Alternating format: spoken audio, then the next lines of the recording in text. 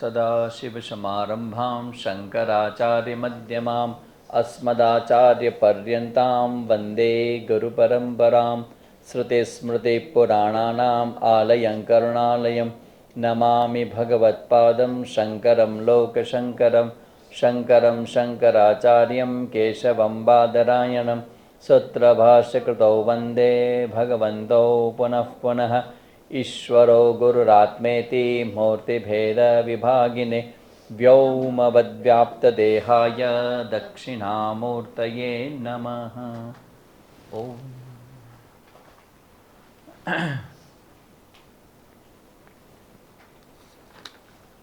આપણે જે ટોપિક પસંદ કર્યો છે ચિંતન માટે, સારહ ઉપનિષદ સાર, એસન્સ ઓફ ઉપનિષદ. એમાં આપણે 10 ઉપનિષદનું નામ જોયું હતું કે જેના ઉપર ભગવાન ભાષ્યકારે પોતાનું ભાષ્ય આપ્યું છે. અને બ્રહ્મસૂત્રમાં પણ વેદવ્યાસજીએ આ ઉપનિષદોને જ કોટ કર્યા છે. તો એ 10 ઉપનિષદ ક્યાં કયા છે? ઈશ, કેન, કઠ, પ્રશ્ન, મંડક, માંડુક્ય, ઐતર્ય, તૈતર્ય, છાંદોગ્ય અને બૃહદારણ્યક. 10ના નામ તો કમસે કમ આપણે કંઠસ્થ કરી જ લેવા, 10 ઉપનિષદના નામ.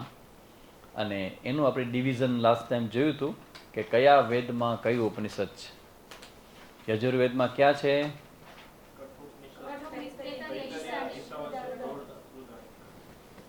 અથર્વમાં,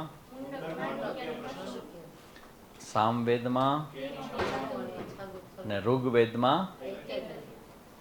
કોઈક સાંભળે તો કેવું લાગે, આ લોકોને કેવું કડકો છે, પણ એ આમાં હોવો જોઈએ, મોવામાં, સ્ક્રીનમાં. આપણે સ્ક્રીન આઉટ હોય એને ખાલી આવાજ જ આવે કે જુઓ તો ખરા, બધા વિદ્યાર્થીઓ એક્સ્ટ્રા ઓર્ડિનરી બ્રિલિયન્ટ વિદ્યાર્થીઓ ધડાધડ જવાબ આપે છે. પછી ખબર પડે કે વાંચીને જવાબ આપે. તમે હોમવર્ક કરો તો સારું, તમારા માટે સારું છે અને તમને જ કામ આવશે. અને માઇન્ડનો એક નિયમ, આપણે બહુ રિલેક્સ રહેતા હોય ને, તો એ રિલેક્સ રહેવામાં કેવું હોય કે યાદ કરીએ ને તો સ્ટ્રેન આવે. અને રિલેક્સ રહેવા માટે શું છે, બસ તમે જોઈ જાઓ, શું લખેલું છે વાંચી જાઓ, લખી લ્યો, અથવા મોબાઈલમાં કરે સેવ કરી લ્યો, પૂરું થઈ ગયું. પણ જેટલું સ્ટ્રેન તમારે મગજને આપશો ને એટલી લાંબા સમયની યાદશક્તિ તમારી હાલશે. તો બેટર છે કે યાદ રાખવાની શરૂઆત કરો. તમે લખવાની છૂટ આપે મતલબ નહીં કે તમે બધું વાંચી વાંચીને બોલો. લખવાનું તમારે ઘરે જઈને જોવા માટે છે.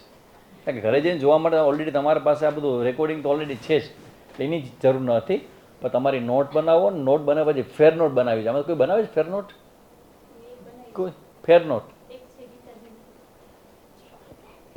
ફેર નોટ બનાવવાનું હોય ને ચાલુ ટોકમાં કે તમારા લેસન પ્રવચન વખતે એક બને, અને બીજી બને તમારી ફેર નોટ બને. એક રફ હોય ને એક ફેર હોય. ફેરમાં જે રફ પાત લખ્યું બધા મુદ્દાઓ શીખે તમારા હાથમાં. ઉપનિષદ પૂરું થાય એટલે પહેલો મંત્ર શું છે, બીજો મંત્ર શું છે, તમારા શબ્દોમાં તમારે લખી નાખો છે. એટલે આખું ઉપનિષદ તમારા હાથમાં આવી જાય. માંડુક્યની શરૂઆત થાય તો માંડુક્ય ઉપનિષદમાં તમે લખેલું હોય કે ભાઈ આ પહેલો મંત્ર છે એમાં આટલા ટોપિક આવે છે, આ બીજો મંત્ર છે એમાં આટલા ટોપિક આવે છે. તો એ સિન્ક્રિનાઇઝ કરવાને કારણે જે કંઈ જ્ઞાન આપવામાં આવે છે ને એ બધું તમારા સરસ મજાની લાઇબ્રેરીમાં ગોઠવાયેલું રહેશે. તો એ કામ કરશે ઘણું. કેમ કે શ્રુતિ એકવાર તમારા મન મગજમાં જશે ને તો એ જ્યાં સુધી તમારો મોક્ષ નહીં થાય ને તમને મૂકશે નહીં. આ શ્રુતિનો ફાયદો એ છે, એની કૃપા એવી છે કે એકવાર તમારા મગજમાં ગયું, એટલા તમારા શ્રવણ દ્વારા એ શબ્દો ગયા અંદર, અને તમે એને રિસ્પેક્ટ આપ્યો, અને તમે એનું સન્માન કર્યું, એના માટે પણ કંઈક તમે કર્યું, એટલે પૂરું થઈ ગયું. એ તમારો સ્વીકાર કરી લેશે.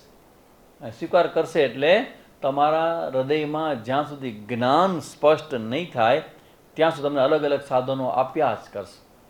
તો આ બધી વસ્તુઓને ધ્યાનમાં લેવી. હવે આજે આપણે કયો ઉપનિષદ જોવાનું છે? મુંડકો ઉપનિષદ. બહુ સરસ. તો સૌથી પહેલી વાત, મુંડક ઉપનિષદ. હવે જે જોશું ને આપણે એ એસન્સ જોશું. એટલે તમને એમાં લોભ લાગશે કે સામે જરા ડિટેલમાં નહીં થાય. ડિટેલમાં નહીં થાય. એસન્સનો મતલબ છે કે તમને એનો જીસ્ટ આપવામાં આવશે કે આ મંત્રમાં આ ટોપિકની ચર્ચા છે, બરાબર.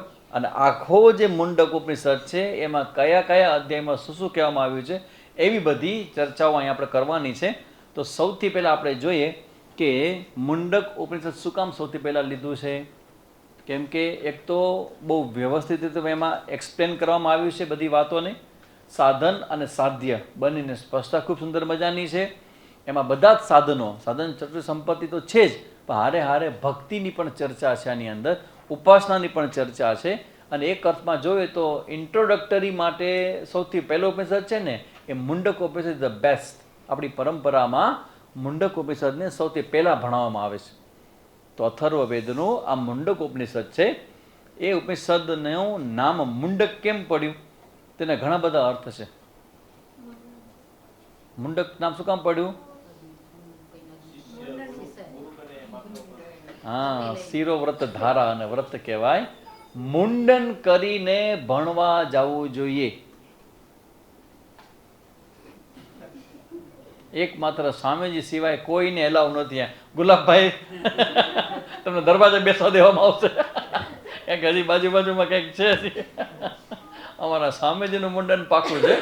એક સ્વામીજી ને એક બીજો હું, આ બે સિવાય ક્લાસમાં કોઈ બેસી ન શકે. જો ખરેખર જોયું ને વિધિવત રીતે મુંડક ઉપનિષદ મુંડન કરીને જવા સાંભળવાનો મતલબ એવો છે કે શિરો વ્રત ધારા એક એવું વ્રત છે ઉપનિષદોમાં, અને અથર્વ વેદનું આ વ્રત છે.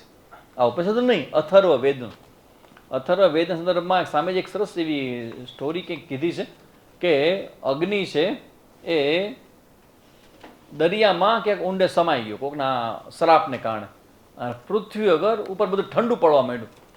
અથર્વા નામના ઋષિ એ દરિયામાં જઈ અને એ અગ્નિને પોતાના મસ્તક ઉપર ધારણ કરી અને બહાર આવે છે, અગ્નિને પાછો લઈ આવે છે.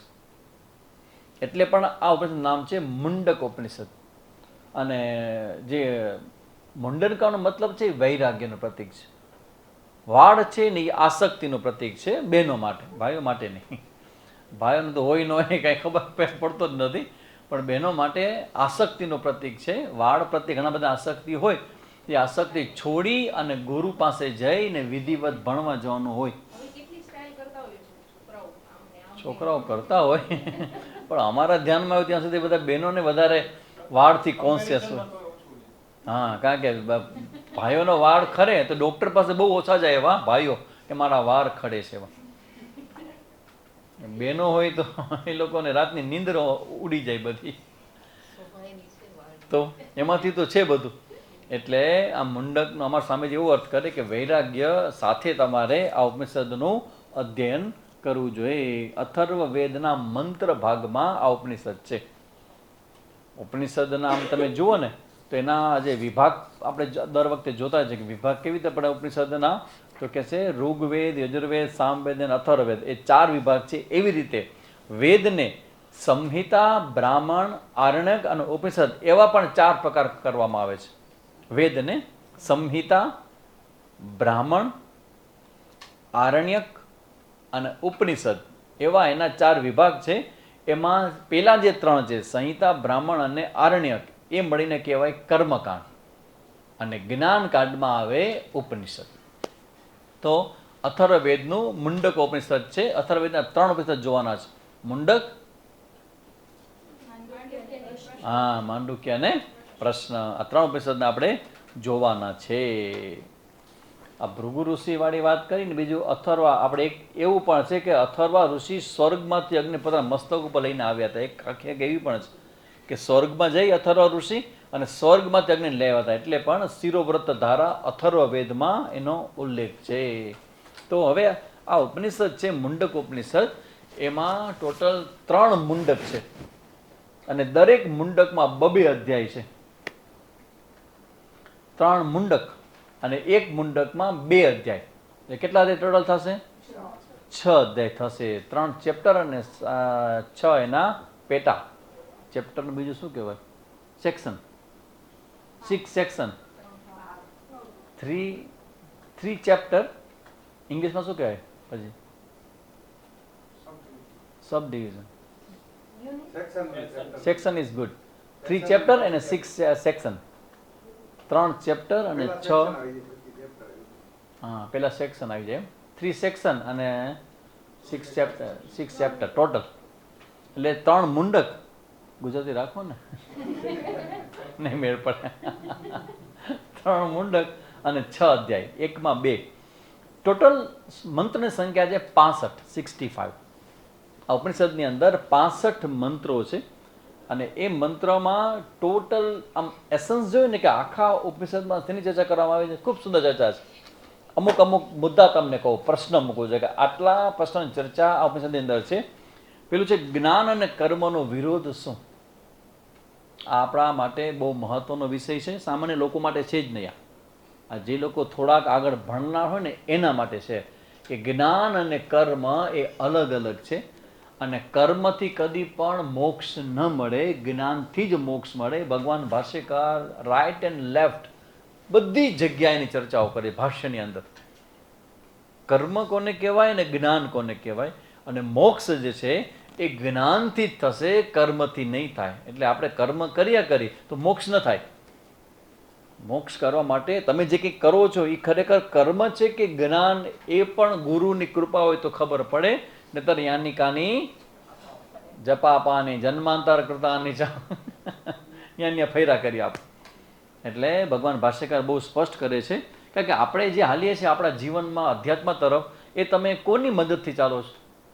બહુ પ્રામાણિક થઈને મને વિચારને કહેજો, તમે અધ્યાત્મમાં યાત્રા કરો છો કોની દ્રષ્ટિએ ચાલો છો? બધું ગુરુની દ્રષ્ટિએ. તો ગુરુ પાસે દ્રષ્ટિ ક્યાંથી આવી? તો કેવી રીતે? જ્ઞાન જ્ઞાન જ્ઞાન ક્યાંથી આવ્યું?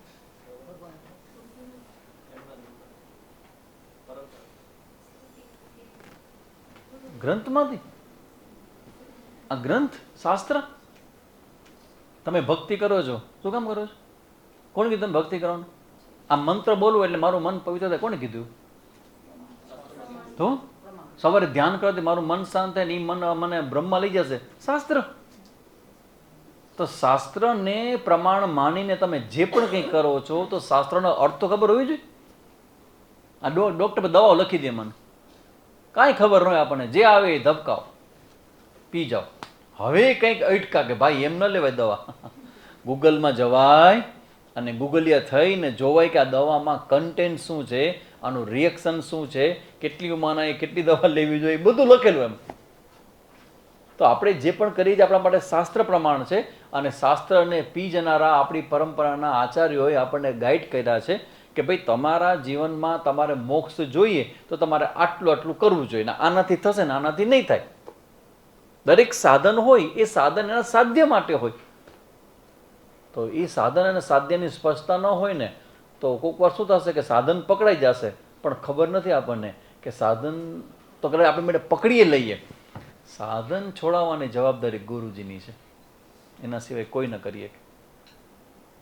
ગુરુ કહી કે આમ કરો અને પછી ગુરુજી વહી જાય, શું થાય? ચલો સેન્સિટિવ શિષ્ય જવાબ દે, ગંભીર સિરિયસ શિષ્ય. ગુરુએ કીધું કે આમ કરવાનું અને તમે કરવાનું ચાલુ કર્યું, પછી ગુરુજી વયા ગયા, પછી શું થાય? કોને જવાબ આપવાનો છે? તમારે બધા નહીં. સિન્સિયર અને સિરિયસ શિષ્ય જવાબ દે. ગુરુજીએ તમને એકવાર કહી દીધું ને પછી ગુરુજી વયા ગયા.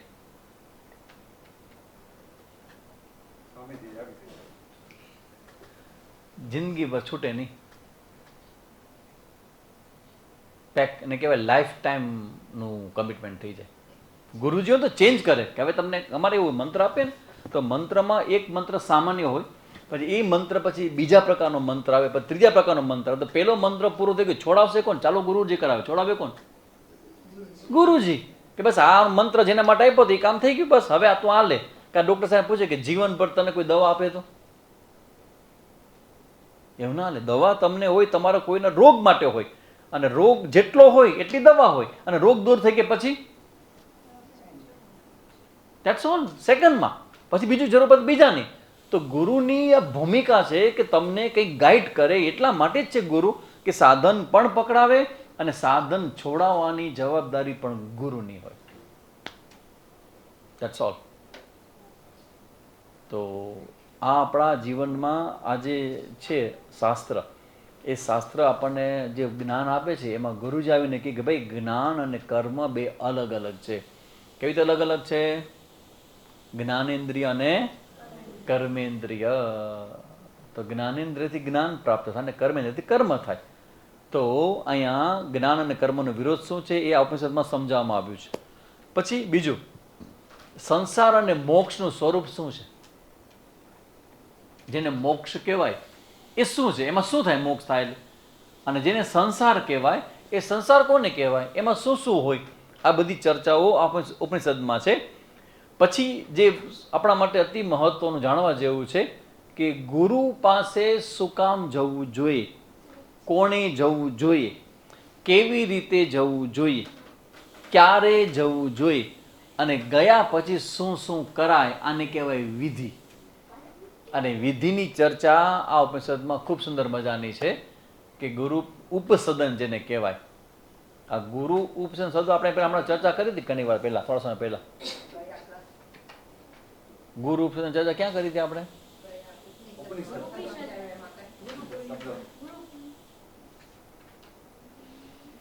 ક્યારે કરી છે યાદ કરો? ગયા ક્લાસમાં જ કરી હતી.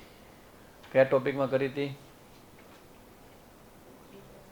વોટ ઇઝ ઉપનિષદ?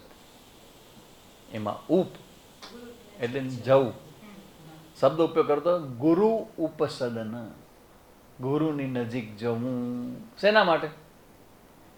કોણે? કેવી રીતે? ક્યાં સમય સુધી જવું?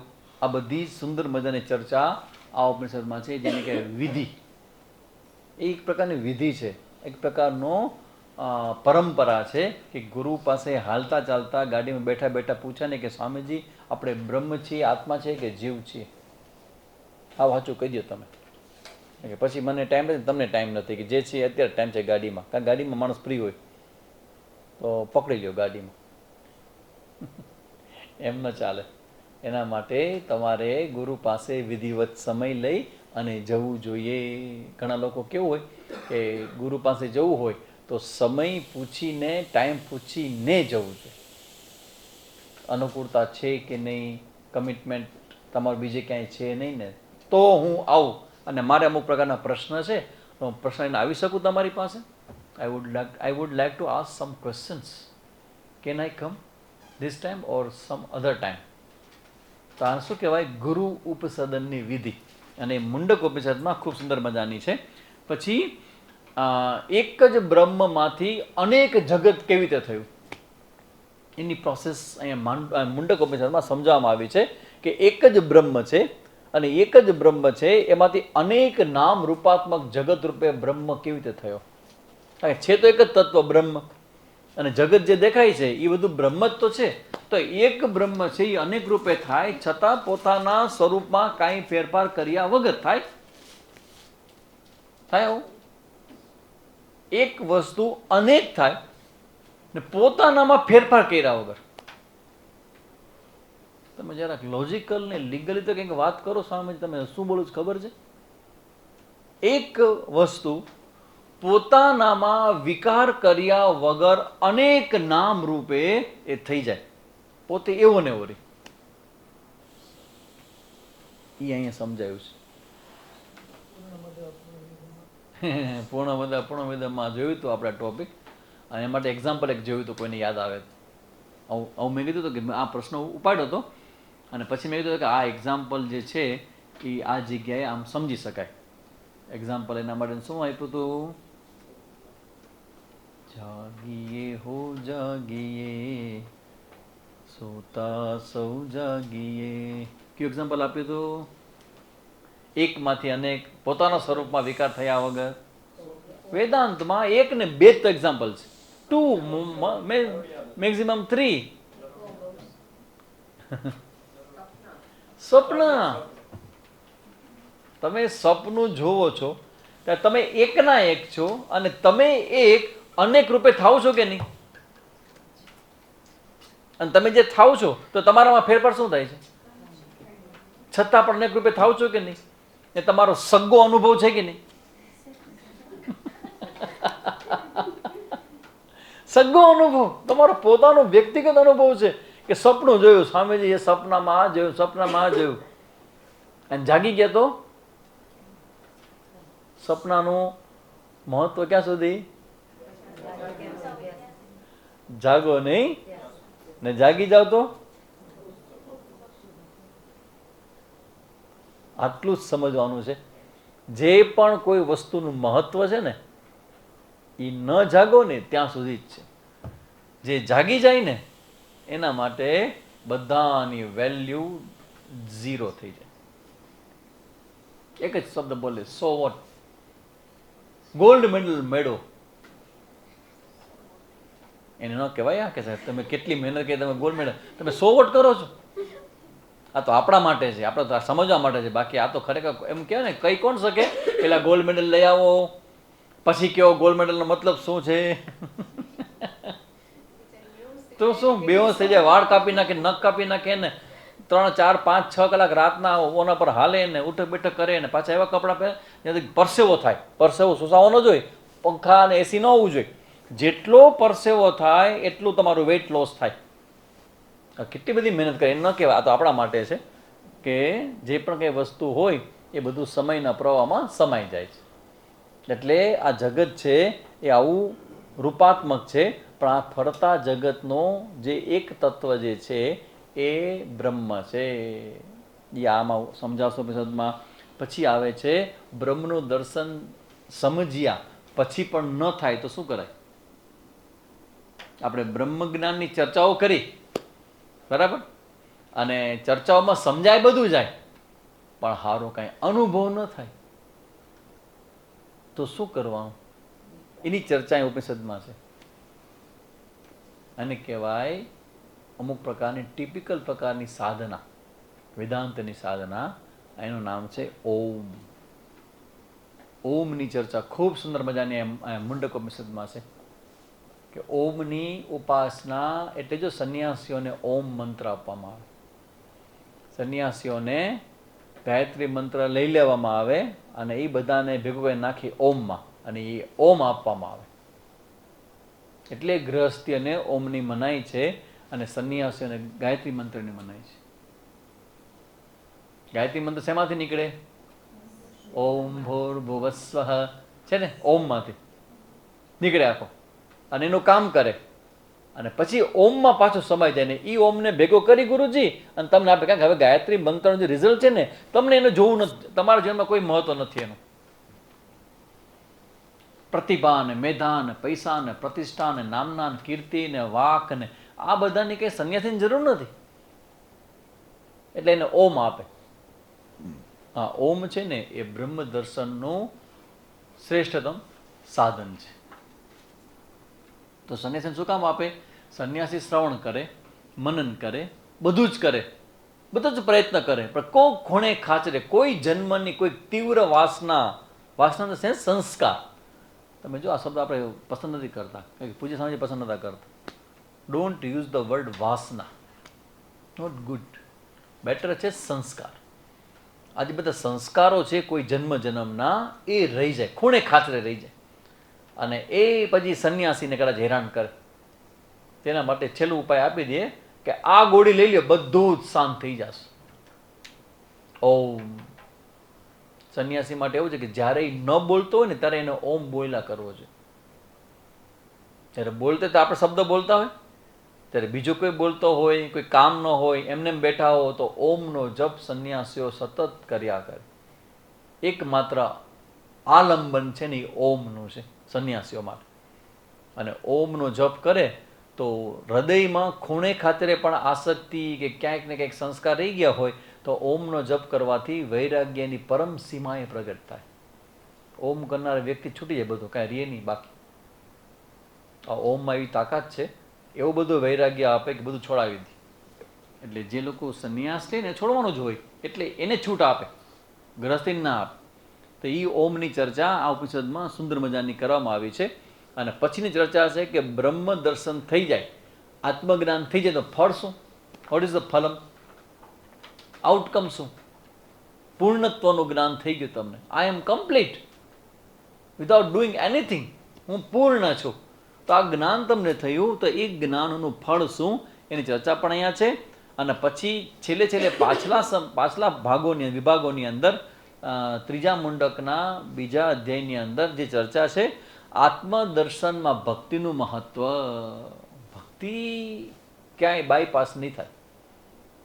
ભક્તિ તમે આત્મદર્શનના માર્ગે લાગ્યા છો કે લાગવાના છો કે નથી લાગ્યા, તો પણ ભક્તિ ભક્તિ ને ભક્તિ.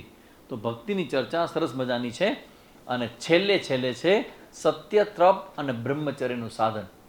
ભક્તિ ઉપરાંત સત્ય વાક, સત્ય બોલવું, સત્યમાં રહેવું, સત્યનો આગ્રહ રાખવો, પછી તપ કર. અને પછી છે બ્રહ્મચર્ય. તો બ્રહ્મચર્યનું પાલન શેના માટે છે? આ જ્ઞાનની પ્રાપ્તિ માટે છે. તો આ બધી ચર્ચાઓ આ ઉપનિષદમાં કરવામાં આવી છે. એટલે મોટું જેને કહેવાય ને કે મોટો ભાગ ઉપનિષદનો છે એ આપણો જોવાઈ ગયો. ઉપનિષદ થઈ ગયું પૂરું, કમ્પ્લીટ. કોના માટે? નચિકેતા માટે. અર્જુનને વારે ઘડે પૂછવું પડે, વારે ઘડે ભણવું પડે, સમજવું પડે. તો આ ઉપનિષદનો આ મુખ્ય જે વિષય છે એ વિષય આ રીતે અહીંયા સ્વામીજીએ મૂક્યો છે. અને હવે આપણે આમ તો નહીં જોઈએ, પણ હવે આપણે જે જોશું ને એ આપણે થોડું મંત્રોની ચર્ચા સાથે જોશું. કારણ કે આપણે જો એમાં એવું છે કે 6 છે આની અંદર. એટલે અમારા સ્વામીજીએ એકમાં 2 અધ્યાય લીધા છે, પણ આપણે એટલું બધું જલ્દી નહીં જાય. આપણે એક ક્લાસમાં 1 અધ્યાય લેશું. ટ્રાય, ખબર નહીં થશે કે નહીં મારાથી. કે પહેલા અધ્યાયમાં 9 મંત્ર છે, પણ મંત્ર જોઈએ ને ખબર પડે કે આ નહીં થાય મારાથી. એવો સરસ ટોપિક છે, એવો સરસ ટોપિક ન છે કે આ સ્વામીજી આ તો જોરદાર. મને લાગે કે હા તો કહેવા જોઈએ, બહુ સરસ મજાનું છે. પણ પ્રયત્ન કરીએ આપણે. તો હવે આપણે આ મુંડક ઉપનિષદમાંથી પ્રથમ મુંડકના જે 2 ખંડ છે એ 2 ખંડની ચર્ચાની શરૂઆત આપણે કરીએ. સૌથી પહેલા આ ઉપનિષદનો જે શાંતિ મંત્ર છે, કોનો મંત્ર છે? અથર્વવેદનો. કયો શાંતિ મંત્ર છે? ભદ્રમ કર્ણેભિઃ. માંડુક્યમાં આમાં અને પ્રશ્નમાં આ જ શાંતિ મંત્ર છે. અને એ શાંતિ મંત્ર 3 મુદ્દાઓ ક્લિયર કરે છે. શેના માટે એ આખો શાંતિ મંત્ર છે? સૌથી પહેલો કે આયુષ્યની પ્રાપ્તિ માટે છે. આયુષ્યની પ્રાપ્તિ વાય? જીવેદ શરદમ સત. આયુષ્ય જોઈએ તમારે, એમ લોન્જીવિટી, એમ કોઈ મને મળ્યું નથી આવું આયુષ્યની માંગ કરનારો. આજ સુધી મને કોઈ નથી મળ્યું. એક મળ્યા, પુરુષોત્તમ બાપુ. મેં કીધું તમે 100 વર્ષ હતા કે 100 વર્ષ સામે જ 125 વર્ષ જેવું જ મારે. મેં તો વાહ, એવો મને આનંદ થયો કે એક મળ્યા અત્યાર સુધીમાં. જેમ કહેનારા હતા કે મારે 125 વર્ષ જીવવું છે, જેટલું જીવાય એટલું જીવવું છે. આપણે મરવાની ઈચ્છા નથી, પણ આયુષ્ય પણ લંબાવવાની ઈચ્છા નથી. આ ઉપનિષદ કહે છે કે ભદ્રમ કર્ણેભિઃ શૃણુયામ. જે શબ્દ છે ને શેના માટે છે? શ્રવણ, મનન અને નિધિધ્યાસન. તો શ્રવણ, મનન ને નિધિધ્યાસન તમે કઈ ઉપાધિમાં કરશો? કેટલી કિંમતી છે આ ઉપાધિ, કેટલી કિંમતી છે મનુષ્યની ઉપાધિ. આ મનુષ્યની ઉપાધિમાં જ થશે, પછી નહીં થાય. શ્રવણ, મનન અને નિધિધ્યાસન કરવા માટે આયુષ્યની માંગ કરવામાં આવી છે. પછી હવે બીજું શું માંગ કરવામાં આવી છે? આરોગ્યની. કે આયુષ્ય તો જોઈ છે, લાંબુ આયુષ્ય બધું કરવા માટે, પણ શરીર કેવું હોવું જોઈએ? નિરોગી. ઘણા વખત પહેલા મેં વિરોધ કરતો કે પ્રથમ સુખ શું કામ? પ્રથમ સુખ શું કામ? નિરોગી. કારણ કે સ્વાસ્થ્ય વગર ન સંસારના ભોગ, ન અધ્યાત્મની પ્રગતિ, ન સેવા, ન ભક્તિ, કાંઈ ન થાય. એક તો શરીર જોઈએ, બીજું સ્વસ્થ શરીર જોઈએ, અને લાંબા સમય માટે શરીર જોઈએ. તો તમારું લક્ષ્ય તમે વેધી શકો. સ્વસ્થ શરીરમાં સ્વસ્થ મન રહે. જો તમારું મન ધ્યાનમાં લાગતું ન હોય તો કોઈ ડૉક્ટરને બતાવજો. પેટ તમારું બરાબર નહીં હોય, મેટાબોલિઝમ સિસ્ટમ છે આપણી ચયાપચયની ક્રિયા, એ તમારી બરાબર ન હોય, પાચન બરાબર ન થાય તો ધ્યાન ન થાય. મેડિટેશન ન થાય. જેવું અન્ન ખાઓ એ પ્રમાણેના વિચારો મનમાં આવે. તમારે શાંત બેસીને મંત્ર જપ કરવો છે તો તમારું જેવું તેવું ભોજન છે, જેના તેના હાથનું ભોજન છે, એ ન ચાલે. તો સ્વાસ્થ્ય કેટલું બધું મહત્વનું છે કે આ ઉપનિષદના શાંતિ મંત્રમાં એની માંગ કરવામાં આવી છે કે અમને સ્વાસ્થ્યની પ્રાપ્તિ થાવ, આરોગ્યની પ્રાપ્તિ થાવ. અને કેવી રીતે? પાછું એક નહીં, શારીરિક, માનસિક અને બૌદ્ધિક સ્વાસ્થ્ય. 3 પ્રકારના સ્વાસ્થ્ય જોઈએ આપણે. એક તો શારીરિક જોઈ, એક માનસિક જોઈ અને એક બૌદ્ધિક જોઈ. તો આ 3 પ્રકારના સ્વાસ્થ્ય માટેની પ્રાર્થના કરવામાં આવી છે. અને ત્રીજો છે વિઘ્ન નાશ માટે. કોઈ પણ કાર્ય શરૂ કરો તેમાં વિઘ્ન આવે ને આવે, અથવા તો આવી શકે ને આવી શકે. કર્મકાંડ બ્રાહ્મણને કહી દે કે ઓ આવજો, પૂજા કરવાની છે ને યજ્ઞ કરવાનો છે ને ધમધમાટ છે ને આ કરો તે કરશે, બધાને બોલાવો, આમંત્રણ આપો ને પ્રોગ્રામ થઈ જાય. એમ બધું ગોઠવો, ક્યાંય કોઈ પ્રોબ્લેમ. ટીમ મોટી છે, ઓળખાણ મોટી છે, બધા આપણા ઓળખીતા પાકેતા ગમે તે થઈ શકે. બ્રાહ્મણ જ માંદો પડી જાય, કરો મજા. અને ક્યારે માંદો પડે? સવારના 7 વાગે પૂજાય ને તો સવારના 6 વાગે માંદો પડે. ને બીજા બ્રાહ્મણને કહી શકે, ને પોતે આવી શકે, ને આ બધું ગોઠવાઈ ગયું. હવે માંદો બ્રાહ્મણ આવીને પૂજા શું કરે? તમે ઈચ્છો એટલે થઈ જાય. કોઈ પણ જેટલો વ્યક્તિ ઇન્ટેલિજન્ટ હોય ને, ઇન્ટેલિજન્ટ વ્યક્તિ, એ પ્રાર્થના કર્યા વગર ઘરની બહાર ન જાય. Without making a prayer will not put a one step forward. પ્રાર્થના કર્યા વગર કાંઈ જ ન કરે. તમે જો આપણે જેટલું કરીએ છીએ ને બધું સૌથી પહેલા પ્રાર્થના હોય. કાંઈ ન હોય તો ભજન તો એક હોય ન હોય. એને શું કહેવાય? મંગલાચરણ. કરીએ જ છીએ આપણે. સામાન્ય પાઠ ચાલુ કરો તોય કરીએ છીએ મંગલાચરણ. તો વિઘ્નની સંભાવના બધી જ છે. તમે ઇન્ટેલિજન્ટ છો, તમે આ સૃષ્ટિની અંદર કંઈક કરવા માંગો છો, તો સૃષ્ટિમાં જે ચક્ર આખી સૃષ્ટિને ચલાવે છે, પરમ સત્તા, એની પર પરમિશન હોવી જોઈએ કે નહીં? તે પરમિશન એટલે તમારી પ્રાર્થના. પ્રાર્થના કરો, તમારા હાથમાં સર્ટિફિકેટ આવે કે ભાઈ 12 વાગે તમે ભજન કરી શકશો. બંધ કરવા આવે, જો કે અમારી પાસે પ્રમાણ છે, અમારી પાસે પરમિશન છે. 10 વાગે, 12 નહીં, 10 વાગ્યા સુધીની પરમિશન છે. તો આ પ્રાર્થના થઈ. એટલે વિઘ્ન નાશ માટેની પ્રાર્થના છે અને પ્રાર્થનાનો મંત્ર છે. હવે સરસ મજાનું અહીંયા જે વર્ણન છે એ અદ્ભુત વર્ણન છે. Page number 4. એ પણ મને યાદ રહી ગયા છે. વાહ. હવે સૌથી પહેલા 9 મંત્ર છે. પહેલા મુંડકના પહેલા અધ્યાયમાં 9 મંત્રો છે. અને એમાં જે પહેલો મંત્ર જે છે એમાં ફર્સ્ટ મુંડકનો આ જે છે અવતારિકા જેને કહેવાય. અવતારિકા એટલે સ્ટોરી. આ ઉપનિષદની શરૂઆત સ્ટોરીથી થાય. શું પ્રકારની સ્ટોરી છે? તો કે બ્રહ્મ વિદ્યાનું સ્તુતિ કરવામાં આવે, મહત્તા બતાવવામાં આવે.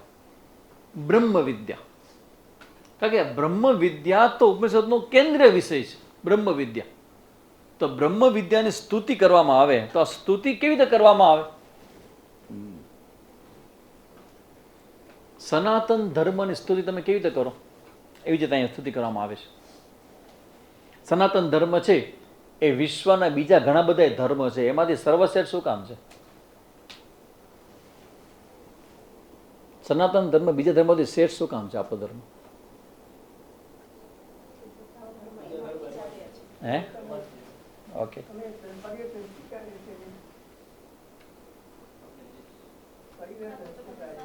છોકરાઓ હોય કોલેજના યુવાનો, એને કેવું હોય કે સનાતન ધર્મ છે કેટલો જોરદાર શ્રેષ્ઠ છે. કેવી રીતે કહો તમે? એની પાસે બેકગ્રાઉન્ડ નથી, પણ તમારે કેવું છે? એની પાસે સાયન્સનું બેકગ્રાઉન્ડ છે. ચલો, સાયન્સનું બેકગ્રાઉન્ડ વાળા છોકરાઓ છે, તમારે સનાતન ધર્મનો મુદ્દો ઝંડો ગાળવો છે. સનાતન ધર્મ એટલે સનાતન ધર્મ.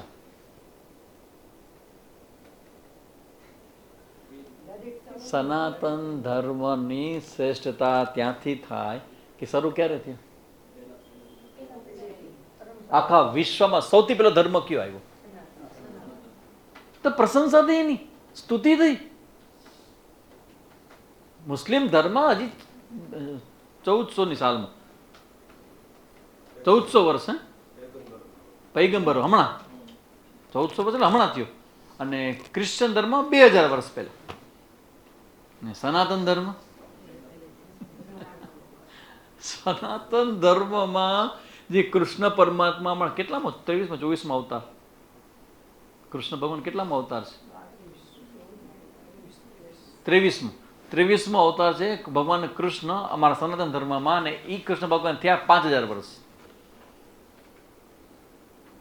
નવી તમે ગણતરી કરો, આગળ બધા અવતારની ગણતરી કરો. અને રામ ભગવાન સૌથી જૂનો આપણે બહુ ફેમસ કહે તો રામ ભગવાન અમારો અવતાર, બાકી બીજા અવતારો બધા કે ફેમસ નથી. રામ ભગવાન અવતાર થઈને બધી આપણી પાસે અયોધ્યા એની જન્મભૂમિ છે આપણી પાસે. તો રામ ભગવાનનો જન્મ ક્યારે થયો હશે? ઓહો હો, આગળ કેટલામો જન્મ હશે. અને એ જે રામ ભગવાનનો જન્મ થયો ત્યારે એ પોતાના ગુરુના આશ્રમમાં વેદ ભણવા ગયા હતા. તો તમે કલ્પના કરી શકો કે વેદ ક્યારે થયા હશે? આ તો તમે કયો સ્વામીજી, પણ હવે અમારા સાયન્સના જમાનામાં આ બધું પ્રૂવ કેમ થાય? ભગવાન એ ગૂગલિયા માણસ, તું ગૂગલમાં જા અને જરા ગૂગલ કર કે વર્લ્ડનું સૌથી પહેલું પુસ્તક કયું, oldest book of the world. ખબર પડશે સનાતન ધર્મ ક્યાંથી આવ્યો છે. ઋગ્વેદ. એટલે આની પ્રશંસા થઈ, એક્ઝેક્ટલી એવી પ્રશંસા આ મુંડક ઉપનિષદમાં પરંપરા બતાવે છે. બ્રહ્મ વિદ્યા. હવે બ્રહ્મ વિદ્યા છે એ ક્યાંથી કેવી રીતે આવી? તો કે સાંભળો, સૌથી પહેલા બ્રહ્મ વિદ્યાના આદિ ગુરુ છે બ્રહ્માજી. બ્રહ્માજીએ એનો જ્યેષ્ઠ પુત્ર અથર્વા એને કીધું, બ્રહ્મ વિદ્યા આપી. પછી અથર્વાએ આ વિદ્યા બ્રહ્મ વિદ્યા અંગી નામના મુનિને આપી. અંગી. અને પછી એ અંગી મુનિએ ભારદ્વાજ સત્યાવહને વિદ્યા આપી. સત્યાવહ નામ છે, નામ છે ભારદ્વાજ મુનિ, ભારદ્વાજ ઋષિ, એને વિદ્યા આપી. ભારદ્વાજ પાસે આવી. ભારદ્વાજે આ વિદ્યા અંગીરાને આપી. અને પછી એક સૌનક નામના મહાગ્રસ્તી હતા, એ અંગીરા પાસેથી સૌનકે ગ્રહણ કરી. સૌનક પાસેથી અંગીરા પાસેથી સૌનક મુનિએ પ્રાપ્ત કરી. અને પછી પરંપરા ચાલી. એટલે છેલ્લે જે અંગીરા ઋષિ પાસે સૌનક જાય છે, મહાગ્રસ્તી, એ ઋષિ નથી, એ મુનિ નથી, મહાગ્રસ્તી છે. અને સૌનક જે છે એ જ્યારે જાય અને પછી પ્રશ્ન કરે અને એનો જવાબ જે અંગીરા આપે એનું નામ મુંડક ઉપનિષદ. આ મુંડક ઉપનિષદનો પહેલો જે મંત્ર છે એ પહેલા મંત્રમાં બ્રહ્મ વિદ્યાની આ પરંપરા વર્ણવી છે. શેના માટે? સ્તુત્ય અર્થે, બ્રહ્મ વિદ્યાની સ્તુતિ કરવા માટે. એટલે જો આમ તમે જો ને પરંપરાનો શરૂઆત ક્યાંથી થઈ? બ્રહ્મજ્ઞાનની પરંપરા શરૂઆત ક્યાંથી થઈ? અચ્છા, ઘણી જગ્યાએ એવું કે ભગવાન નારાયણથી શરૂ થયું. નારાયણ, ક્યાંક બ્રહ્માજી, ક્યાંક નારાયણ અને ક્યાંક શંકર દક્ષિણામૂર્તિ. બરાબર? તો આના ઉપર શું ખબર પડે કે બ્રહ્મ વિદ્યાની શરૂઆત જે પણ કહો, બ્રહ્મ વિદ્યાના પહેલા આચાર્ય ભગવાન છે. That's all. બ્રહ્મા, ભગવાન. એટલે બ્રહ્મ વિદ્યાનો માલિકીનો ભાવ જે હિસ્સો છે એ રાઈટ કોને મળે? કોપીરાઇટ એક્ટ કોને મળે? ભગવાન. ભગવાન. કારણ કે બધી જ પરંપરા ભગવાનથી શરૂ થઈ છે. એટલે આ બ્રહ્મ વિદ્યાની સ્તુતિ, એટલે તમે શું ફીલ થાય છે? ખરેખર મને તો બહુ ફીલ થાય છે. તમે સાંભળો તો તમને શું થાય? શું ફીલ થાય?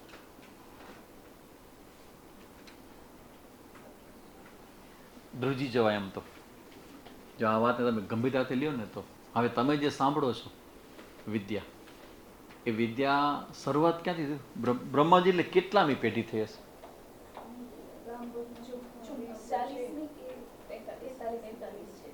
રામ ભગવાન.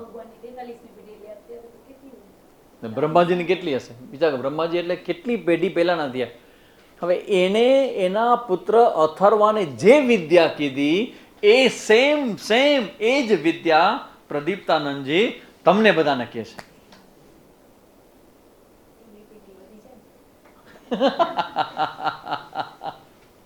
કેવું કહેવાય? આ કેટલા વખત જૂની, એટલે તને ખબર પડે કે આ જ્ઞાનનું આ પરંપરા ચાલુ રહે કે તૂટી ગઈ વચમાં? કેમ કેટલી શકો ચાલુ રહી? ચાલુ છે. આ પરંપરાનો ખ્યાલ આવે છે? આટલા બધા હુમલાઓ થયા હશે, કેટલું બધું ડિસ્ટ્રોય કરવાના પ્રયત્ન થયા હશે, સંસ્કૃતિ રોમ ને મોટી મોટી સંસ્કૃતિઓ ફિનિશ થઈ ગઈ બધી, નામો નિશાન નથી, એને કોઈ ફોલો કરનાર નથી. અને આપણે આટલા વર્ષો પછી બ્રહ્માજીના દીકરા થઈને આપણે એ આટલા લાખો વર્ષો પહેલાં જે ચર્ચાઓ થઈ, જે જ્ઞાન આપવામાં આવ્યું, એને એ જ જ્ઞાન બધું મોડર્નાઇઝ, બધું બદલાઈ ગયું. પણ ઓમ બ્રહ્મદેવાનામ પ્રથમ સંબભૂવ વિશ્વસ્ય કર્તા ભુવનસ્ય ગોપ્તા સબ્રહ્મ વિદ્યામ સર્વ વિદ્યા પ્રતિષ્ઠામ અથર્વાય જ્યેષ્ઠ પુત્રાય પ્રાહ. આ મંત્ર લાખો વર્ષ પહેલા જૂનો મંત્ર, ટોપ સિક્રેટ મંત્ર તમે બધા અત્યારે સાંભળી રહ્યા છો. અને શું કહેવાય? બ્રહ્મ વિદ્યાની સ્તુતિ. આ જેવું તેવું કહેવાય. તમે નામ જપ કરો, તમે ભગવાનનું નામ લો, એ અંતકરણ સુધી માટે છે. પણ જ્ઞાનના સંદર્ભમાં આ એવું રહસ્ય છે કે આટલા લાખો વર્ષ પહેલા જે કહેવામાં આવ્યું હતું ને હજી પણ સચવાયેલું છે. કેમ કે કેનાર વ્યક્તિ નથી, ભગવાન છે. આ ભગવાનનું જ્ઞાન છે. એટલે ભગવાનનું જ્યાં સુધી સંકલ્પ હશે, આ જ્ઞાન આવું ને આવું ટકી રહેશે. એટલે સૌથી પહેલા બ્રહ્મ વિદ્યાની અહીંયા સ્તુતિ કરવામાં આવી. આ પહેલો મંત્ર છે 9 મંત્રમાંથી. અને જો આ મંત્રની અંદર આ જે બધા ક્વેશ્ચન આન્સર છે ને, બ્રહ્માજી એના અથર્વ દીકરાને આપી, એ દીકરા એના દીકરાને આપી. તો પહેલાના સમયમાં પિતા પુત્રની પરંપરા હતી જ્ઞાન દેવાની. ઇવન ગાયત્રી મંત્રના પણ જે ગુરુ હોય ને, પિતા હોય. પિતાજી જે ગાયત્રી મંત્ર કરતા હોય, ગાયત્રી સિદ્ધ કરેલી હોય, એ પોતાના પુત્રને દીક્ષામાં આપે. બ્રહ્મચર્ય દીક્ષા એને કહેવાય. ગાયત્રી એટલે બ્રહ્મચર્ય દીક્ષા. તો પહેલાના સમયમાં એવી સ્ટોરી છે, એક ફેમસ સ્ટોરી છે ઉદ્દાલક અને શ્વેત કેતુની. અહમ બ્રહ્માસ્મિ, અયમ આત્મા નહીં, તત્વમસી, શ્વેત કેતો, છાંદોગ્ય ઉપનિષદ આપણે ભણવાના છીએ, નેક્સ્ટ બાકી છે આપણું. એમાં આ ઉદ્દાલકના પુત્ર શ્વેત કેતુની કથા છે ને એમાં તત્વમસીનો 9 વખત ઉપદેશ કરવામાં આવે છે. તો એ પિતા પુત્ર વચ્ચેનો સંવાદ થયો. પછી વરુણના પુત્ર ભૃગુ, વરુણ અને ભૃગુ વચ્ચે સંવાદ છે જ્ઞાનનો. પછી એવો ફેમસ પિતા પુત્ર વચ્ચે સંવાદ કોને ખબર છે? એ ના ખબર છે તમને લોકોને? ચલો હાથ ઊંચો કરો. આટલો બધો ફેમસ. હા, વેદવ્યાસજી અને સુખદેવજી છે ને પિતા પુત્રનો સંવાદ. તો આવી રીતે પિતા પુત્રનો સંવાદ છે, આપણી પરંપરામાં જ હતો. એટલે બ્રહ્માજી પોતાના પ્રિય એવા જ્યેષ્ઠ પુત્ર અથર્વાને આ જ્ઞાન એને આપ્યું. પછી એ બે મંત્રમાં આ ચર્ચા કરવામાં આવે છે. અને ખરેખર આમાં એક સ્ટોરી એવી પણ છે, આઈ થિંક છાંદોગ્યની સ્ટોરી છે, કે બ્રહ્મજ્ઞાન કેવી રીતે પ્રાપ્ત થાય. બ્રહ્મજ્ઞાન માટેની તમારા માટે ટર્મ્સ કન્ડિશન શું છે? તમે અત્યારે જ્ઞાન પ્રાપ્ત કરો છો તો તમારે શું શું કન્ડિશનનું પાલન તમારે કરવાનું આવ્યું છે અહીંયા? That's all. શું છે તમારી પાસે? આવ્યા છો? કોઈ ડોરકીપર છે ને? બેન, આની કન્ડિશન શું? તમને અત્યારે જ્ઞાન આપે છે સ્વામીજી, તો કઈ કન્ડિશનથી જ્ઞાન આપે છે? કોઈ કન્ડિશન રાખી જાય? હવે સાંભળો, આ જ્ઞાન લેવા માટે સાંભળજો, બનેલી તમારા જેમ જ 2 એવા વ્યક્તિઓ, એક દેવતાનો રાજા ઇન્દ્ર અને અસુરનો રાજા વિરોચન, એ બંને બ્રહ્માજી પાસે જ્ઞાન લેવા ગયા.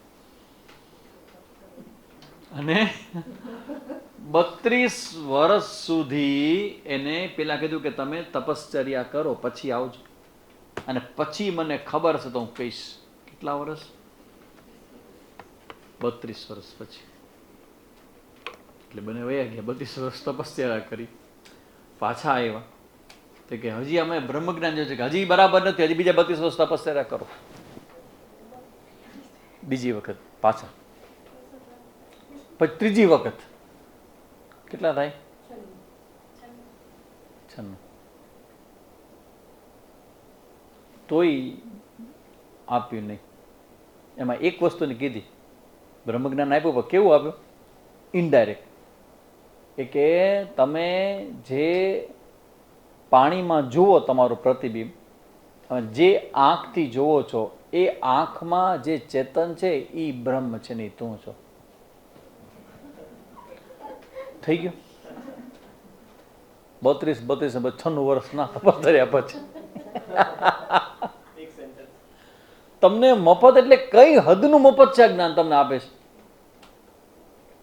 અનુષ્ઠાન કરો છો કે નહીં, માળા ફેરવો છો કે નહીં, કે કોકના ઘર ફેરવો છો, શું કરો તમે? પથારી ફેરવો છો, શું કરો તમે? તમે શું કરો છો કોઈથી પૂછવામાં નથી આવતું. તમે ધર્મનું પાલન કરો છો કે નહીં, પૂછવામાં નથી આવતું. તમે આખો દિવસ સુતા રહ્યો છો કે સવારના યોગાસન કરો કે પૂછવામાં નથી આવતું. અને આવતા હવે સીધું શાંતિ પાઠ. અમારા અરવિંદાજીમાં શબ્દમાં હું સી બ્રહ્મ ને તું સી બ્રહ્મ. આ ગંભીરતાની ચર્ચા અહીંયા કરવામાં આવી છે. અને પછી છેલ્લે વળી પાછા 5 વર્ષ તપસ્યા કરીને કુલ 101 વર્ષ સુધી ઇન્દ્રિય તપસ્યા કરી. ઓલો તો વયો ગયો, એને જોયું કે ઈ બ્રહ્મ, ઈ તો હું છું, હું શરીર છું, હું જ બ્રહ્મ છું એમ કે વિરોચન ગો બેક.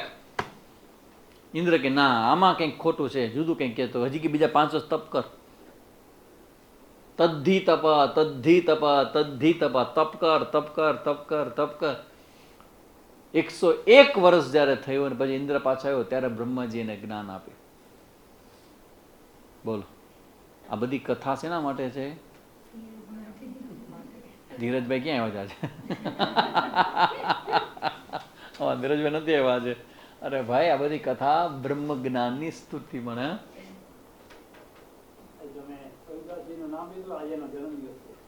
હે, અરે વાહ, દેખો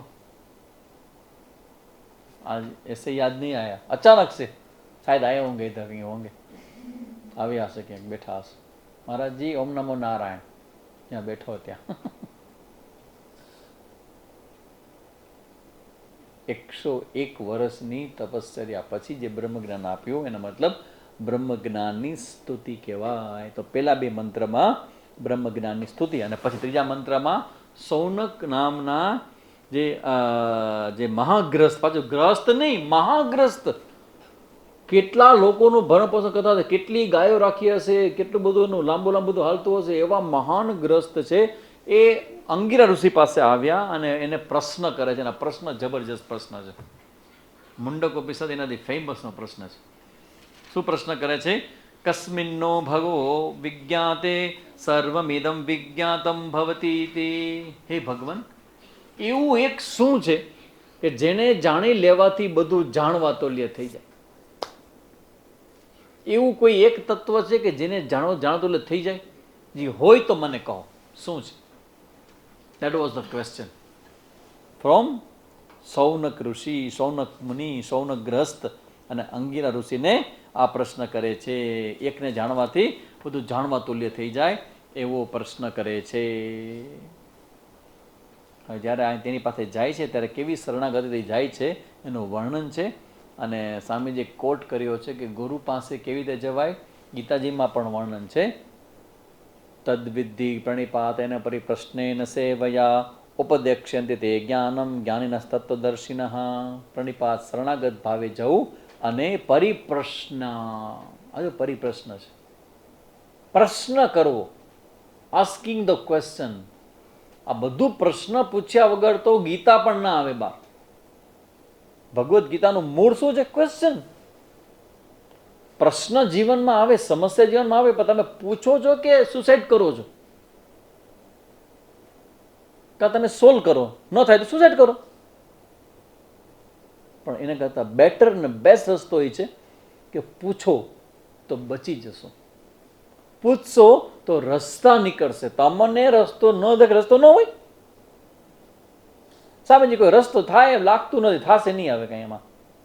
પણ તમે કહો છો નથી થાય, બીજા ઘણા બધા રસ્તા હશે એવા, અને રસ્તા બતાવનારા તો એવા સરસ મજાના રસ્તા બતાવે તમને કે હા.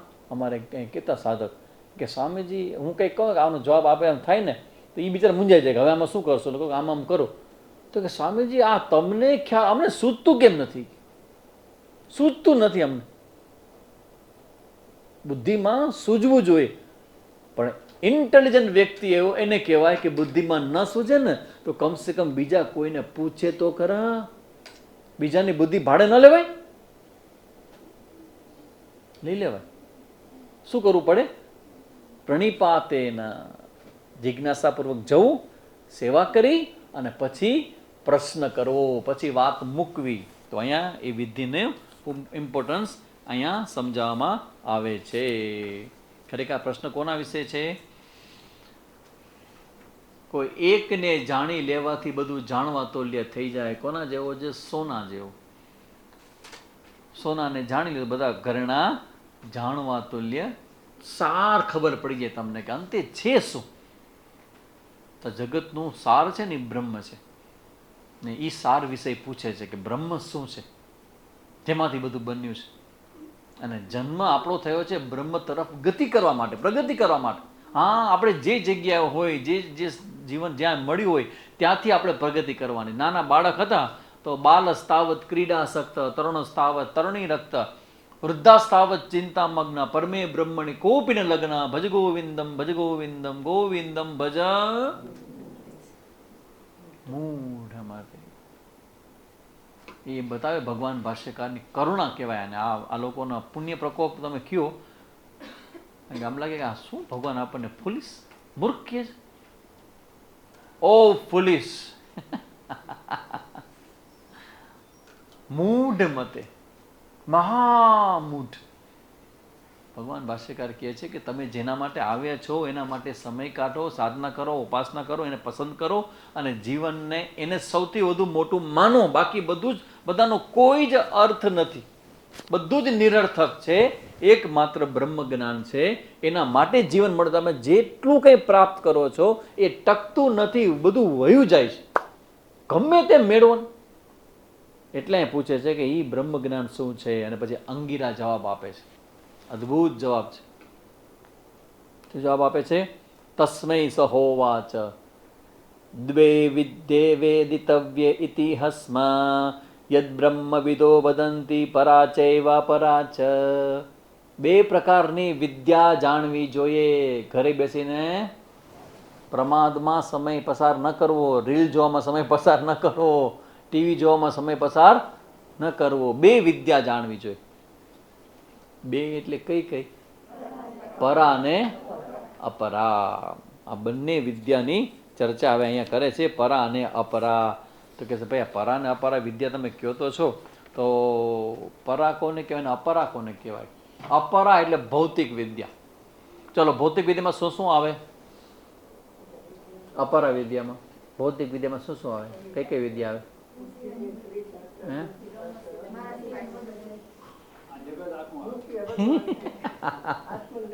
આપણે બધા કોઈક ને કોઈક વિદ્યાના જાણકાર છીએ, બરાબર ને? ઇવન અમારો ફિલોસોફી પણ શેમાં આવે? પરા કે અપરામાં? ફિલોસોફીના પ્રોફેસર શેમાં આવે? અપરાના. જે પણ જ્ઞાન છે ભૌતિક જગતનું એ બધું શેમાં આવે? અપરા વિદ્યા, સાયન્સ. તમે કોઈ એક સબ્જેક્ટમાં માસ્ટર બનો તો કેટલું મોટું કહેવાય. એક સબ્જેક્ટ માસ્ટરમાં તમે ક્યાં સુધી જઈ શકો? હે, એક સબ્જેક્ટમાં માસ્ટર બનો ક્યાં અંતે ક્યાં જઈ શકો? આપણા સમયમાં અત્યારે જવું હોય તો PhD, philosophy of doctor, PhD. વાહ, પીએચડી, ઓ વન્ડરફુલ. હજારોમાંથી એક, હજારોમાંથી કોઈ એક પીએચડી થાય. પીએચડી જે વિષયમાં થયા હોય એને પૂછો કે પરાવિદ્યા એટલે શું? હે સ્વામીજી, તમે જેના માસ્ટર હો એને બીજી વિદ્યાનો જરા કંઈક પૂછજો. આ તમે 64 વિદ્યાને કેટલી કળા? 62 હે 64 કળા અને 16 કળા ને 64 વિદ્યા. એના માસ્ટર નારદજી એને શોક થયો. અને એકવાર તમને લિસ્ટ આપીશું એને કઈ વિદ્યા જાણતા. નારદજી પાસે બધી વિદ્યાઓ હતી. 64 વિદ્યામાં શું આવે એનું લિસ્ટ છે. 64 વિદ્યાનું કોઈક આપ્યું હતું. 64 વિદ્યા અને 16 કળાના માસ્ટર નારદજી. પણ એને શોક થયો અને સનંદન બધા ઋષિકુમારો પાસે પહોંચ્યા કે મને આટલી બધી વિદ્યાનું જ્ઞાન છે, બધી જ વિદ્યામાં હું PhD છું, બટ મારો અંદરનો આ શોક જતો નથી. What should I do? અંદરથી મને આમ ગમતું નથી.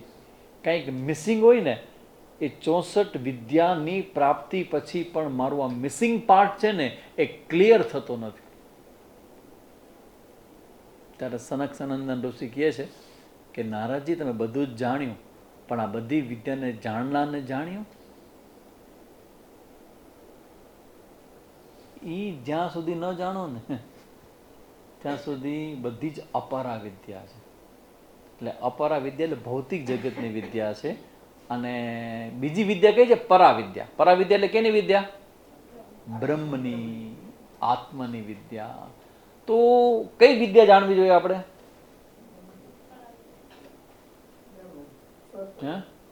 કઈ વિદ્યા જાણવી છે? ખોટો જવાબ. અપરા વિદ્યા પણ જાણવી જોઈએ. કેમ? શ્રુતિ કહે છે દ્વે વિદ્યે વેદિતવ્યેતિ હસ્મ. બે વિદ્યા જાણવી જોઈએ. કઈ કઈ? પરા અને. તો શ્રુતિ પોતે કહે છે કે અપરા વિદ્યા પણ જાણવી જોઈએ. અચ્છા, અપરા વિદ્યાનું ફળ શું? નિત્ય કે અનિત્ય? અનિત્ય. બાકી તો ઘણા બધા ફળ છે, પણ કોમન કરીએ આપણે, જનરલાઈઝ તો અનિત્ય. તો અનિત્ય ફળ છે એ અપરા વિદ્યાનું છે. તો અપરા વિદ્યા શું કામ? અપરા વિદ્યા શેના માટે છે? અપરા વિદ્યાથી વૈરાગ્ય આવે, અને એ વૈરાગ્યની જરૂર અહીંયા પડશે તમને પરાવિદ્યાનો. એટલે ધારો કે અપરા વિદ્યા પરાવિદ્યા માટે કહેતા હો, જેની પાસે અપરા વિદ્યા ન હોય તો એ પરાવિદ્યા પ્રાપ્ત કરી શકે કે નહીં? તમે અપરા વિદ્યા એટલે એમ કહેતા હો કે ભાઈ મને ઇલેક્ટ્રિકનું જ્ઞાન છે ને, મને બાયોલોજીનું જ્ઞાન છે ને, મને કોમ્પ્યુટરનું જ્ઞાન છે ને, મને ઓટોમોબાઈલનું જ્ઞાન છે ને, બધા જ વિષયના મને જ્ઞાન છે.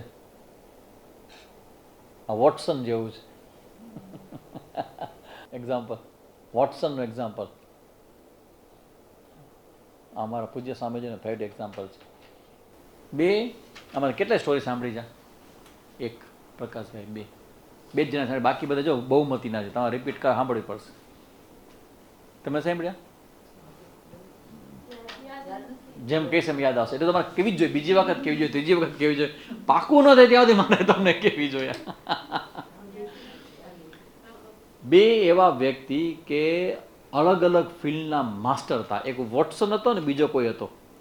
એ અમેરિકાનો જોક છે, અમેરિકન લોકોમાં ફેમસ જોક છે. એક હતો એસ્ટ્રોલોજી, એસ્ટ્રોનોમી, ફિઝિક્સ, આનો માસ્ટર, ને એક હતો કવિ. એટલે બે જણા ગયા કે ચલો આજે રાતના આપણે એકાંતમાં જઈને ત્યાં આપણે ચર્ચા વિચારણા કરશું. જ્ઞાનનો અદ્ભુત ભંડાર બંને પાસે. જે વિષય તમે ખોલો એટલે બમ બમ બમ બમ બમ બમ બમ બમ વરસાદ થઈ જાય. એટલે રાતના સૂતા બી ચર્ચા કરીને કે શું છે. અને રાતના સૂતા એટલે રાતના 2-1 વાગ્યા એટલે વોટસને કીધું કે hey get up sir, get up. રાતના 2-2 વાગ્યા. આંખ ચો, what happened? Why? We just slept now. What is the problem? Why you disturb me? See, what did you see? જોયું. Wow, wonderful space, twinkles. આ તારાને ધ્રુવ કહેવાય. આ તારો ગુરુનો છે અને આ શુક્રનો છે. હવે આ જગ્યાએ છે તો અત્યારના 2 વાગેલા હશે. પછી શું દેખાય તને બીજું? જોઈ કે આ જે છે ને, જે નભમંડળમાં દેખાય છે ને, એ 7 દિવસ પછી વરસાદ થશે એની આગાહી કરી શકું છું. હજુ જો શું દેખાય તને?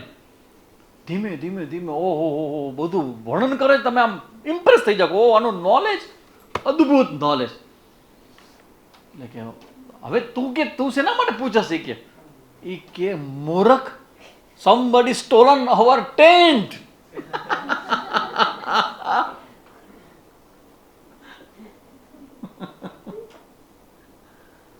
જ્ઞાનનો ભંડાર, પણ મેઇન વસ્તુ ઇઝ મિસિંગ. એટલે અમારા સામે જેવું કે કારણ કે એ છે ને કોઈ પણ વિદ્યાનું જ્ઞાન છે ને, ધ્યાન રાખજો, be very alertly listen this one what I am saying. કોઈ પણ વિદ્યાનું જ્ઞાન એ બહુ સારું કહેવાય કે તમે, કારણ કે લોકોની માનસિકતા હોતી જ નથી ડેપ્થમાં જવાની, અને તમે જાઓ છો ડેપ્થમાં, તમે એ જ્ઞાનમાં ઊંડા ઉતર્યા અને તમે જ્ઞાનને ધારણ કર્યું, ઇટ્સ અ વન્ડરફુલ થિંગ. પણ અપરા વિદ્યાનો સૌથી મોટો પ્રોબ્લેમ છે, જે લોકોને ખબર જ નથી, અને પ્રોબ્લેમ એ છે કે એનું અભિમાન થઈ જાય. ત્યારે પરા વિદ્યામાં ક્યારેય અભિમાન નથી, કારણ કે અભિમાનને તોડે પછી તો થાય પરાનું જ્ઞાન. પરા વિદ્યામાં તો અભિમાન તોડે પછી થાય ને. ઓલું જ્ઞાન કોને કારણે થાય? ક્યાં ટકે? કોણ ધારણ કરે?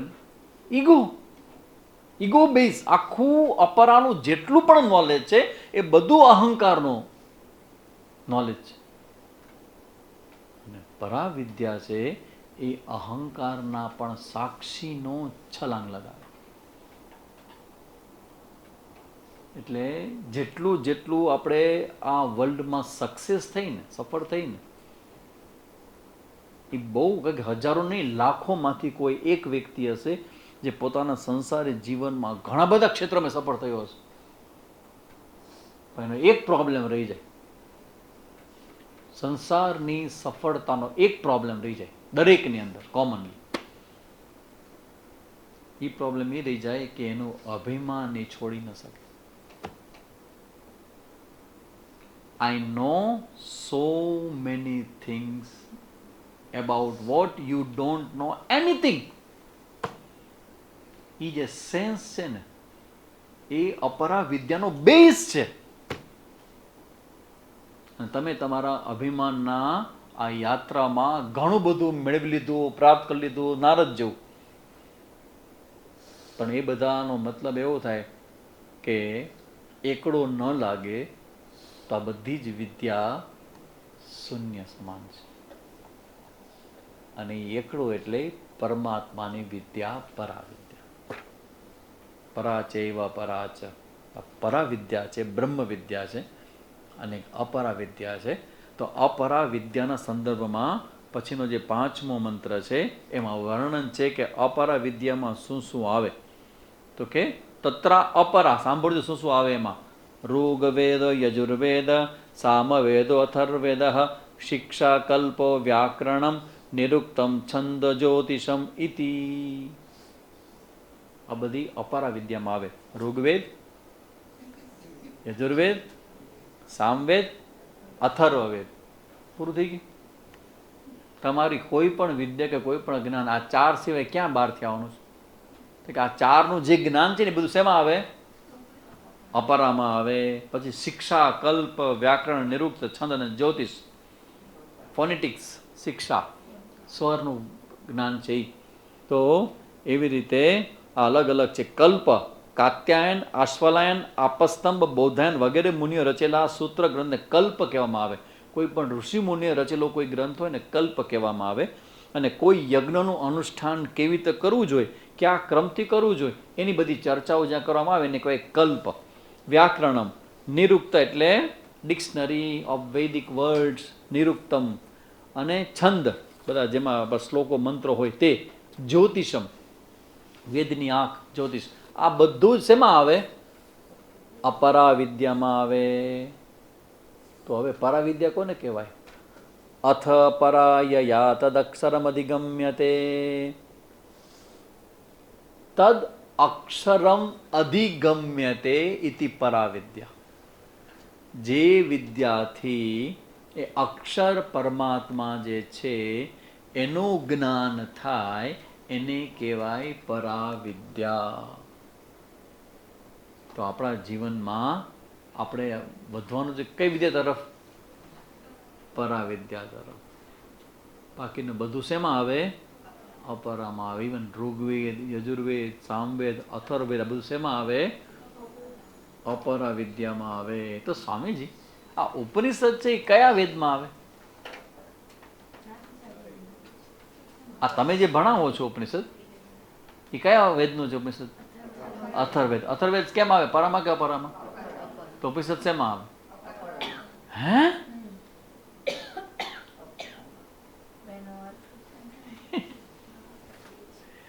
એ ભાઈ ઉપનિષદ એટલે આ મંત્રો નહીં. ઉપનિષદ એટલે આ મંત્રો બોલાય પછી જે અર્થ મગજમાં પ્રગટ થાય ને એને ઉપનિષદ કહેવાય. એની કોઈ લેંગ્વેજ નથી. નો લેંગ્વેજ. ફોનેટિક્સ લેંગ્વેજ છે એ શબ્દમાં ગ્રસિત છે, શબ્દની મર્યાદાવાળી છે, અને એ તો અપરામાં આવે. તત્વમસી શબ્દ અપરા, પણ તત્વમસી શબ્દનો અર્થ, મિનિંગ, એ જે મિનિંગ થાય ને એ પરાવિદ્યા. તો પરાવિદ્યાની ચર્ચા અહીંયા કરવામાં આવી છે. અને બ્રહ્માકાર વૃત્તિની ચર્ચા પણ સ્વામીજી ખૂબ સુંદર મજાની કરી છે. અને પછીના જે બધા મંત્રો છે એના પછીનો છઠ્ઠો મંત્ર સૌથી ઇમ્પોર્ટન્ટ મંત્ર છઠ્ઠો મંત્ર છે. ને એમાં કહે છે કે આ પરાવિદ્યા કોને કહેવાય એની ચર્ચા છે. યતદ અદ્રશ્યમગ્રાહ્યમ ગોત્રમવર્ણમ અચક્ષુ શ્રોત્રમ તદ પાણીપાદમ નિત્યમ વિભુમ સર્વગતમ સુસૂક્ષ્મમ તદ અવ્યયમ યદ ભૂતયોનિમ પરિપશ્યંતિ ધીરાહ. આ તત્વને જે જોવે છે એ પરાવિદ્યાવાળો છે. કોને જોવે છે? કે જે અદ્રશ્ય છે, જ્ઞાનેન્દ્રિયનો વિષય બનતો નથી, અદ્રશ્ય છે. અગ્રાહ્ય કર્મેન્દ્રિયથી પણ જે અનુભવાતો છે, અનુભવના વિષય બે જ છે, જ્ઞાનેન્દ્રિય અને કર્મેન્દ્રિય.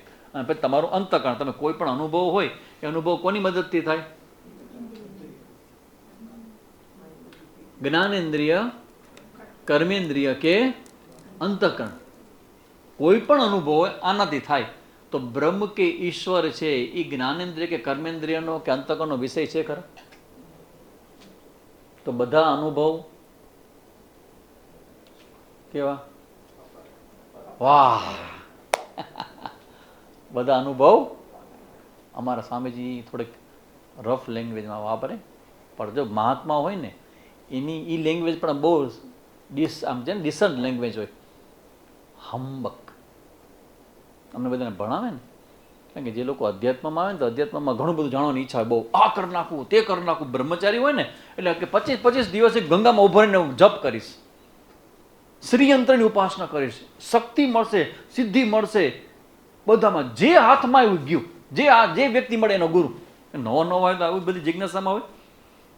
એટલે સ્વામીજી અમારા બધાના માઇન્ડને બ્રહ્મ વિદ્યામાં ફોકસ કરવા માટે ગુરુ કૃપાથી વરસતા. હવે અમને દેખાય છે કે શું કામ અમને કહેતા, સ્વામીજી કહેતા કે ઓલ એક્સપિરિયન્સ આર હંબક. જેટલા પણ અનુભવનું જગત છે ને એ સંસાર છે. અનુભવો, કારણ કે એમ કે ઇન્દ્રિયથી થાય, જ્ઞાનેન્દ્રિય થાય, તમારા કર્મેન્દ્રિયથી થાય, તમારા મનથી થાય. પણ આ મન અને અંતઃકરણ આગળનો એરિયા છે ત્યાં અનુભવ નથી. ત્યાં પ્યોર નોલેજ છે. હું તમને એમ કહું કે આ પેન છે, તમે તમારી બુદ્ધિથી મને કહેજો, મને ખબર છે કે તમે શું વિચારો છો, અને તમને ખબર છે કે સ્વામીજી શું કહે છે. આ પેન છે એ ધારો કે હું અત્યારે આમાં આમ કરું ને અદૃશ્ય થઈ જાય પેન, તો એક અને પછી હું કહું કે ચલો હું તમને શીખડાવું 2 + 2 = 4 કેમ થાય. તમે બધા બેઠા છો, મને કહેજો કે તમને શેમાં વધારે ઇન્ટરેસ્ટ છે. આમ કરું, ગુમ.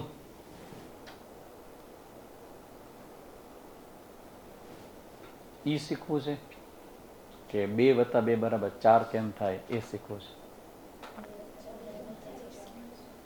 Are you sure? તેની ગુરુ કૃપા પાત્ર બન્યા છે. આ પરંપરા છે. અને શંકરાચાર્યજીની પરંપરાની વિશેષતા છે કે એમાં જે આવેલો હોય ને એ જ્ઞાનથી હટે નહીં. ન કોઈ પ્રભાવિત થાય, ન એનાથી હટે. ધારો કે મને ભવિષ્યની ખબર પડી જાય, સપોઝ, શું કહેશો?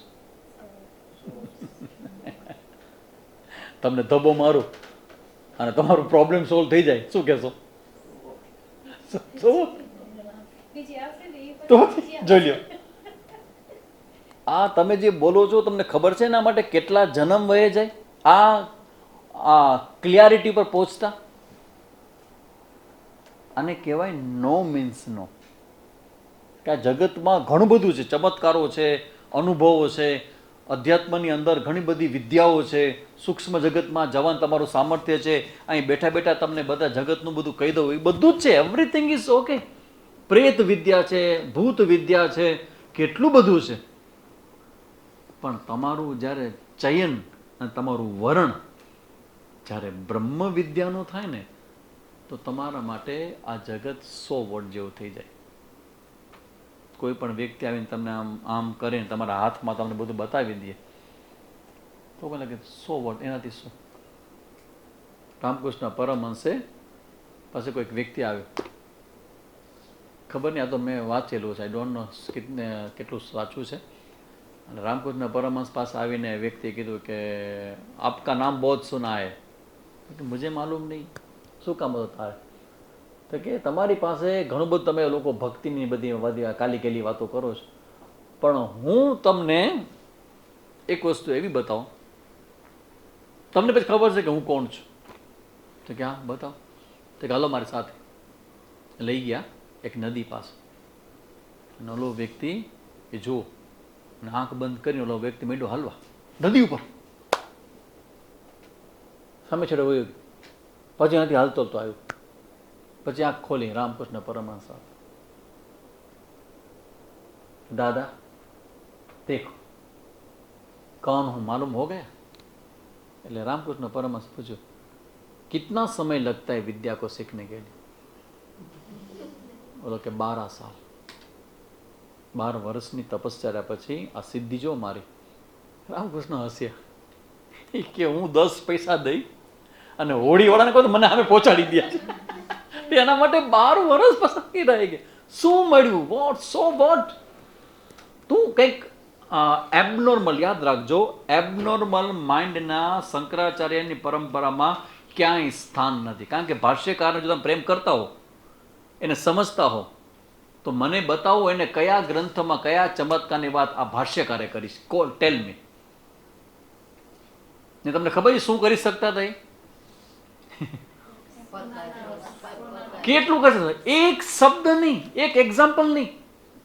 આટલા વર્ષથી હું ભાષ્ય ભણાવું છું, પણ શંકરાચાર્ય ભગવાનને ક્યાંય ચમત્કારની કોઈ પણ જગ્યાએ વાત કરી હોય, નેવર એવર. આને શું કહેવાય? Honesty with the knowledge. જ્ઞાન પ્રત્યેની પ્રામાણિકતા એક્સ્ટ્રીમ લેવલની. એમ એ પોતે પણ એ એવું કરીને બતાવે છે કે જગતમાં બધું જ છે, હું કરી શકું છું, પણ એનો કોઈ અર્થ નથી, નિરર્થક છે બધું. આ ચમત્કારોના આન તેને બધું થાય ને, એ બધું છે ને, એ દેટ ઇઝ નોટ અલ્ટિમેટ. અંતિમ જે છે ને એ આ પરાવિદ્યા છે. કારણ કે પરાવિદ્યાથી તમારા જન્મની યાત્રા છે એ તમારા સાધ્ય સાથે એક થવાની વાત છે. તમે જેને પ્રેમ કરો છો એ અને તમે એ હંમેશ માટે એક થઈ જાઓ. તો એ પરાવિદ્યા છે, એમાં અપરાનું કોઈ એવું વિશેષ મહત્વ નથી. પરાવિદ્યા શેના માટે છે? માત્ર વૈરાગ્ય પ્રાર્થના માટે, કે આનો કોઈ અર્થ નથી. અને અપરાવિદ્યા હશે તો પરાવિદ્યા મેળવવામાં થોડીક તમને ઇઝી રહેશે. That's all. એટલે આ આખું વર્ણન છે. અને પછી પરાવિદ્યાની ચર્ચા 6ઠ્ઠા મંત્રમાં કરે છે. અને એ પછી આગળના 7, 8મા મંત્રમાં સરસ મજાનું એક્ઝામ્પલ છે, બધાને ગમે એવું. જગતની રચના ઈશ્વર કેવી રીતે કરે છે? એકમાંથી અનેક કેવી રીતે કરે છે ભગવાન?